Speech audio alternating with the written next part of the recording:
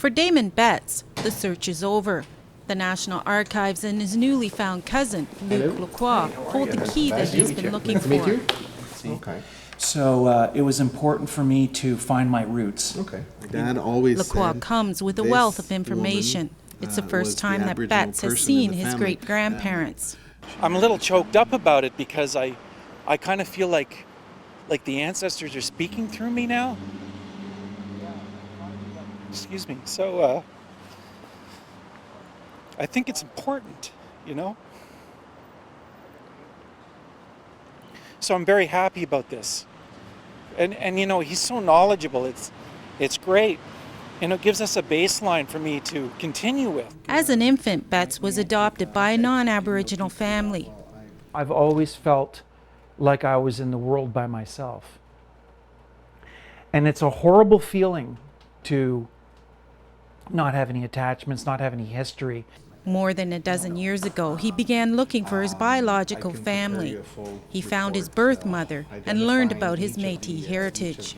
Lacroix understands the importance of knowing the past. I was lucky in that I was born into the Aboriginal culture. For somebody who didn't, I can just imagine what it's like to find that information, because it's something that is very important, I think, culturally. The meeting with Lacroix leads Betts to a community an hour north of Ottawa. You know, my grandfather, Joe, I guess he's buried over there somewhere too, right? Oh, near yeah. the church? Right in line with the church. Right in line with above the church. on the hill. Oh, okay. Yeah, yeah. An area rich with the Lacroix family history. And the buzz of Betts' presence has quickly spread among his long-lost relatives. Oh. My mother was Uncle Leonce's sister. Oh, yeah. So we got the Lacroix look. Oh yeah. Well, he's got the look.